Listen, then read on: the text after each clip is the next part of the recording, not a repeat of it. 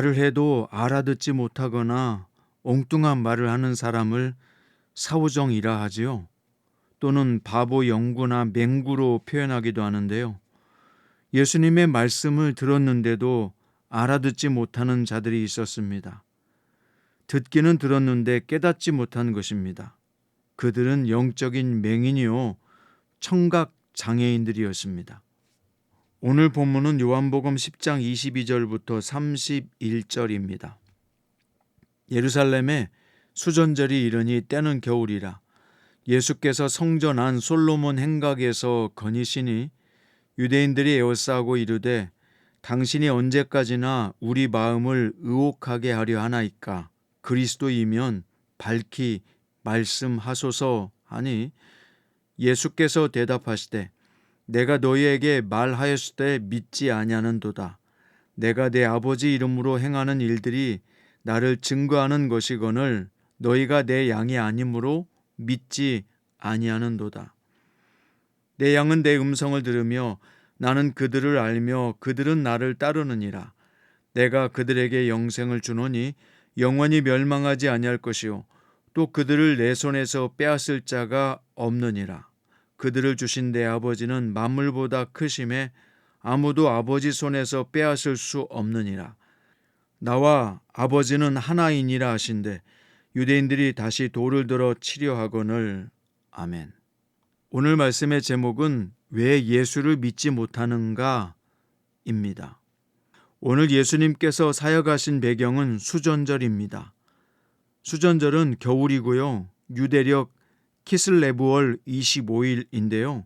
11월 말부터 12월 초에 해당되는 8일간 지키는 절기입니다. 9개 가지가 있는 촛대 이 메노라에 매일 하나씩 불을 밝혀가면서 지키는 빛의 절기입니다. 이 절기는 과거 유대인들이 시리아의 안티오쿠스 4세에 대항해서 유대인들이 성전을 회복하고 유다 마카비를 중심으로 하스몬 왕조를 세워 독립했던 것을 기념하는 절기입니다. 그런데 예수님 당시에 하스몬 왕조는 이미 멸망한 상태였기 때문에 수전절은 다시금 유다 마카비 같은 능력 있는 정말 힘 있는 그리스도가 나타나기를 고대하는 절기가 되었습니다. 이때 예수님은 솔로몬 행각에서 거니셨다고 되어 있는데요. 이것은 예수님이 솔로몬과 같이 성전의 회복을 주도하실 그리스도임을 암시하는 내용입니다. 이때 유대인들이 예수님을 찾아와서 에워싸고 이렇게 요구합니다. 당신이 언제까지나 우리의 마음을 의혹하게 하려 하나이까? 그리스도이면 밝히 말씀하소서. 사실 예수님이 그리스도이심을 밝히지 않은 게 아니죠. 저들이 영적으로 어두웠기 때문에 깨닫지 못한 것입니다. 영적으로 어두운 상태인 것을 자각하지 못하면요. 진리를 눈앞에 두고도 깨닫지 못합니다. 그들은 예수 그리스도를 눈앞에 두고도 그리스도임을 알아보지 못한 영적 소경이었던 것입니다. 자, 25절부터 27절까지 보면요. 예수 그리스도가 그리스도임을 깨닫지 못하는 이유는 뭘까요? 예수님이 밝히 말씀하지 않으셔서가 아니라 그들이 믿지 않았기 때문이라고 말씀하십니다. 내가 너희에게 말하였을 때 믿지 아니하는도다. 내가 내 아버지 이름으로 행하는 일들이 나를 증거하는 것이거늘 이라고 말씀하셨습니다. 예수님은 분명히 본인이 어떤 존재인지 말씀하셨습니다. 누차례 수없이 말씀하셨습니다. 하지만 그들이 믿지 않았다는 것입니다. 게다가 예수님은 여러 표적을 통해서 본인이 그리스도인 걸 확실하게 증거로 제시하셨습니다. 그럼에도 불구하고 유대인들은 예수님의 말씀을 모호하게 여긴 이유는 예수님의 돌보심을 구하지 않았기 때문입니다. 지금도 교만하고 어리석은 자들은 영적 맹인들은 자기들이 믿지 않아서 생긴 문제를 마치 주님 문제인 것처럼 생각합니다. 우리는 늘 선명하게 당신을 계시하시는 우리 주 예수님을 믿음의 눈으로 바라보고 그분을 따라야 할 것입니다.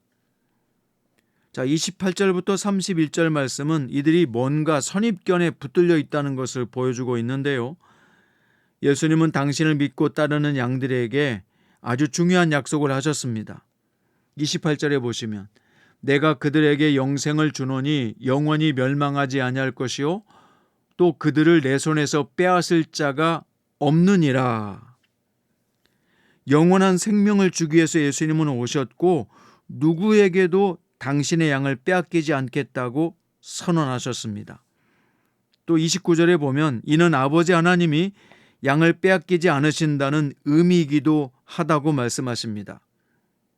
초대교회 당시 예수님을 반대하던 유대인들은 예수님을 믿는 것이 이스라엘 여호와 하나님을 배신하는 것이라고 생각했습니다. 그런데 예수님은 아주 중요한 말씀을 하시죠. 나와 아버지는 하나이니라. 예수님이 하나님과 하나이심을 선포하시면서 당신을 믿고 따르는 것은 배신이 아니라 하나님 아버지를 믿고 따르는 것을 다시 한번 천명해 주셨습니다. 이 말씀에 자극을 받은 유대인들은 어떻게 반응했을까요? 31절에 보니까 다시 돌을 들어 치려고 했다라고 기록합니다. 공고한 선입견에 붙잡혀 있었던 유대인들은 예수님께서 수많은 표적을 보여주셨고 밝히 그리스도이심을 말씀해 주셨지만 그들은 믿지 않았습니다. 왜냐하면 자기들의 강한 선입견, 공고한 선입견에 붙들려 있었기 때문입니다. 이렇게 공고한 선입견에 붙잡힌 자들은요, 어떤 말씀을 해도 듣지 않습니다. 이 땅에도 너무나 많은 사람들이 공고한 선입견에 잡혀서 예수님을 핍박하거나 주님의 교회를 박해하는 경우가 많이 있습니다. 그들은 예수님이 그리스도이심에 대한 증거가 부족하다고 말합니다. 아닙니다. 예수님은 분명히 말씀하셨고 가르쳐 주셨습니다. 성경은 예수님의 가르침이, 예수님의 기적이, 예수님이 행하시는 모든 일들이 그분이 바로 세상을 구원하기 위해서 오신 메시아임을 충분히 증언하고 있습니다. 증거가 부족한 것이 아니라 자기 선입견이 문제인 것입니다. 마태복음, 마가복음, 누가복음에 동시에 나오는 비유가 있는데 그것은 씨 뿌리는 비유입니다. 왜 뿌려진 씨가 자라지 못합니까? 길가밭이니까 안 되고 돌밭이니까 안 되고 가시떨기 밭이니까 안 되는 것입니다. 하지만 같은 씨지만 좋은 옥토에 떨어졌을 때 많은 열매를 맺는다고 말씀하셨습니다. 열매가 없는 이유는 말씀이 문제가 있어서가 아니라 그것을 듣는 자들의 마음에 문제가 있었기 때문인 것입니다. 만약 우리가 유대인들처럼 자신의 어둠을 인정하지 않고 믿지 않으며 기존의 선입견에 공고하게 붙들려 있었다면 지금 예수님이 다시 오셔서 가르친다고 해도 이해하지 못하고 믿지 않을 것입니다. 우리의 교만과 어리석음을 철저히 경계하고요, 깨우쳐야 할 것입니다. 오직 예수님이 구원자이시며 그분이 우리의 구세주이시고 그분의 손에 붙들린 우리는 영생을 얻으며 영원히 빼앗기지 않고 우리를 지켜주시는 유일한 구세주임을 우리는 인정하고 믿어야 하는 것입니다. 아니, 우리는 믿는 사람들이 되었습니다. 얼마나 감사하고 고마운 일입니까? 사랑하는 성도 여러분, 왜 예수를 믿지 못합니까? 바로 공고한 선입견 때문입니다. 우리가 예수 그리스도를 구세주로 믿고 영접하는 것은 하나님의 놀라운 은혜입니다. 이제 영접하는 자, 곧 그 이름을 믿는 자들에게 하나님의 자녀가 되는 권세를 주셨다고 하셨습니다. 오늘도 예수 그리스도를 구세주로 믿는 모든 성도들이요, 오늘 여러분들 심령에 주의 사랑과 은혜가 넘치기를 바랍니다. 오늘 또 그분의 손에 붙들려서 사단에게 빼앗기지 않고 사단의 나라에 속하지 않고 예수 그리스도에게 속해서 생명과 영생을 누리고 오늘 주님의 제자로서 충만하게 승리하게 되기를 우리 주 예수님의 이름으로 축원드립니다.